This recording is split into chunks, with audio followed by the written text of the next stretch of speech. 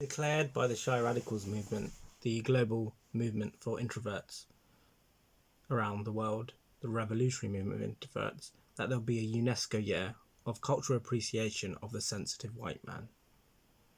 The sensitive white man has a universal gift for humanity. His cultural talent for singing of angst, depression, melancholia, and woe is universally appreciated across people and borders. Even groups among the marginalised and subaltern relate to him. Hence we see the Morrissey and Smith fans in the Latino slums and ghettos of Los Angeles. Listen to the pain of Kurt Cobain, the glacial bleakness of Ian Curtis, the fragility of Elliott Smith between the acoustic strums, the erudite isolation of the Manic Street Preachers Richie Edwards, the depressive witticism of Leonard Cohen's. Even in genres such as black metal is to be found an articulation of this depressive underblanket in a thick form. We had to reach a conclusion: no one does this better. This is the realm of mastery of the sensitive white man. There's one name mentioned there, who's also a member of this illustrious club called the 27 Club, and has a t-shirt with the usual icons: Jimi Hendrix, Janis Joplin, Jim Morrison, Kurt Cobain, Amy Winehouse, Brian Jones. But of all of them, the one that means the most to me, has the biggest influence in my life, is the amazing Richie James Edwards. And I could just look at pictures of him all day. Something just so compelling and fascinating and captivating and beautiful.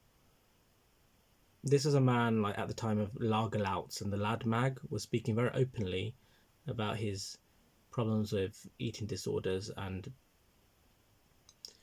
depression and hospitalisation publicly, in a way you could identify, in which you weren't necessarily pathologise yourself, but you could identify it within yourself in a non-clinical way.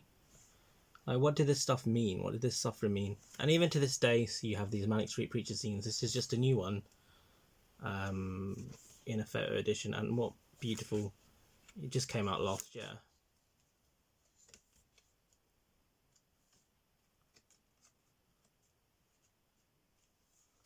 He couldn't actually play guitar, but he used to pose with one. And there's something even in that. Like, I'm too incompetent to even use Final Cut to make a decent video. I have this sense of, like, imposter syndrome. And recently there's just been all these books that have come out. His sister did a book. He still believes he's missing and not dead, and hence not a member of the 27 Club.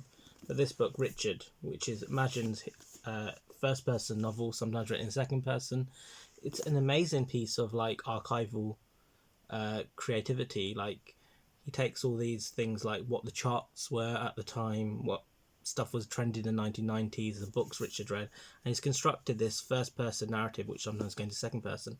And this man's also in his late 30s, like me. Like, what do your late teens, your teeny music that you like, mean today? Like, all the angst and, like, why is it still so relatable? We just released a cover version of Creep by Radiohead by a young singer called Arlo Parks, who started her career at the age of 19 and still is only 20. And she sings about these very low moods. I mean, she's not a sensitive white man from Oxford. She's not Tom York. And she gives it a whole new layer of subtext and meaning, like what these words might mean. I mean, there's still more beautiful pictures of Richie. But this whole book here, it's by Picador, but it looks like it's even got, like, comments from the Sun. And it looks like a paperback novel but it's actually an incredible piece of, like, conceptual art that looks at the locations he went to in Thailand and Wales and London, and recreates this narrative, this 400-page narrative, and it really echoes some of the certain forms of self-loathing that I have had as a sort of man in my late 30s, feelings of inadequacy, the self-doubt. If I saw Richie James Edward on our cover magazine, I would just have to buy it from the age of 13, and that still continued when they re-released an album called Journal for Plague Lovers. Nat Raha here, amazing trans woman poet. Her lyrics are cut-ups of Richie James Edwards' lyrics, and so I recommend you get this book to see how it's been reinvented. And this only came out a few years ago, so it shows how this sort of wave and, like, current of influence goes across generations. Look, all sighing, Motorcycle Emptiness wasn't that the greatest teen angst song ever written, Actually, this was going to be one of the soundtracks for the film. We just stuck with Radiohead because they gave us permission, and we only have so much budget. But still, like, there's just one name missing.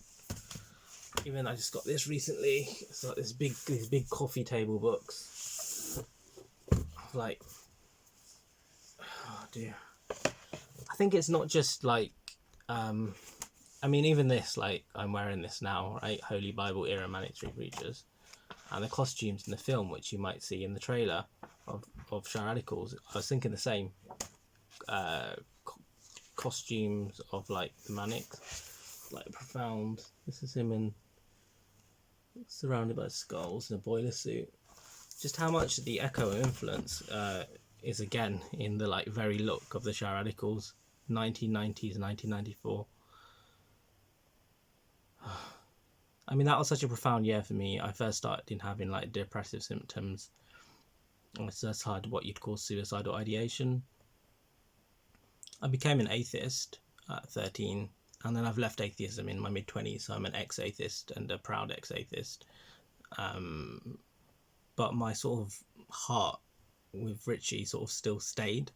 It's still current in terms of how I perceive the world, in terms of goodness.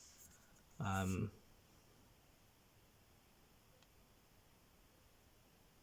just left this indelible mark still to this day.